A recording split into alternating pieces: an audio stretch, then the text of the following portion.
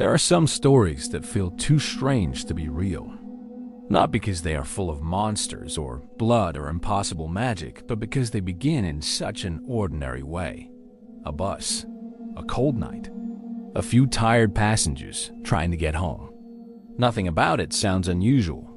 Nothing about it sounds like the beginning of a nightmare. And yet, in Beijing, one late-night bus route has become the center of one of the most chilling urban legends in modern Chinese history. A story about a bus that disappeared into the night, a bus that should have reached its final stop but never did.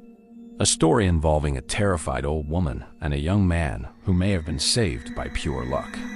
And 3 passengers who, according to the legend, were not human at all.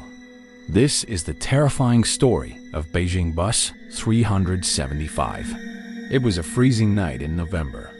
The kind of cold that doesn't just sit on your skin, but crawls into your bones. The roads were mostly empty. The city had gone quiet. Streetlights glowed weakly through the darkness, and the air outside felt still and heavy. Late that night, Bus 375 began one of its final routes. This was not a special bus. It was not important. It was just another public bus traveling through Beijing, moving from stop to stop as it always did. Inside were only a few people: the driver, a female conductor, and a small number of passengers scattered quietly through the seats. Most of them were tired. Some stared out the windows. Others sat silently, wanting nothing more than to reach home and get out of the cold. For a while, everything was completely normal. The bus rolled through the city, stopping here and there, letting passengers off one by one. By the time it neared the later part of the route, only a handful of people remained inside. And that was when everything changed. At one stop, an elderly woman got on the bus. She sat near a young man who was one of the last people still riding. The bus continued on. The road grew darker. There were fewer lights now, fewer homes, fewer signs of life. As the bus approached another stop, something strange happened. 3 figures boarded. At first glance, they looked like ordinary passengers. But almost immediately, something about them felt wrong. Even from a distance, the people on the bus could sense it. The first figure appeared to be an old man in traditional clothing. The other 2 were beside him, as if they were helping him walk. Their heads were lowered. Their bodies looked limp.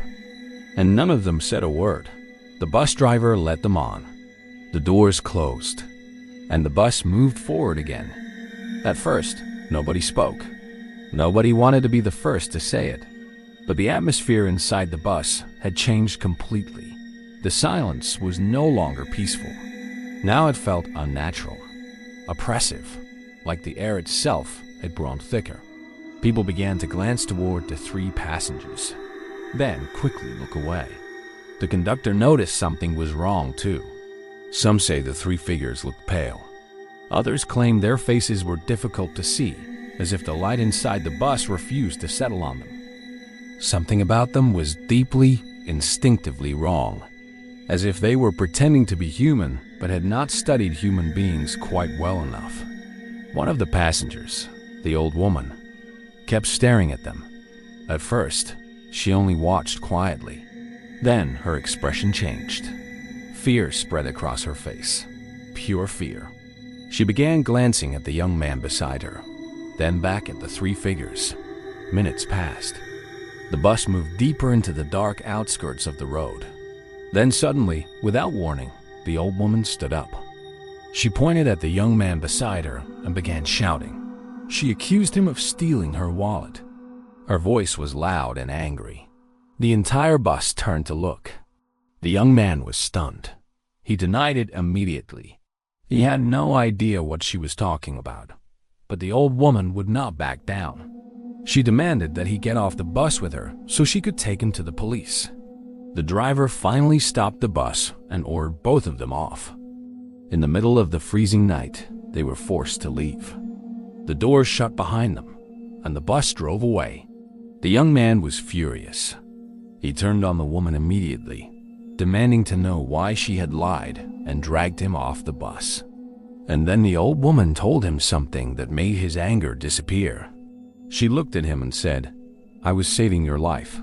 She explained that when the 3 passengers got on, she noticed that under the dim bus lights, they had no feet.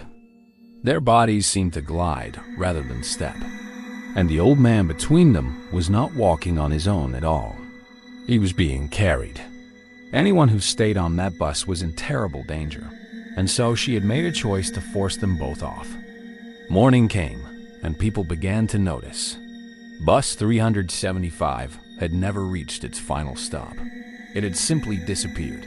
No calls, no reports. No accident scene, no explanation. It was as if the night had swallowed them whole. Days later, the bus was finally found. It was reportedly discovered far away, in a remote area near a reservoir. And when investigators examined it, the story became even darker. Inside the bus were bodies. The driver, the conductor, dead. The state of the scene made no sense. The corpses were badly decomposed, far more than they should have been after only a short time. There was almost no fuel left. Every version agrees on the same thing. When bus 375 was finally found, something about it was terribly wrong. It became a ghost story, a mountain haunting, a warning told late at night when roads are empty. So what really happened? One possibility is that the entire story is fiction, an invention designed to spread by word of mouth.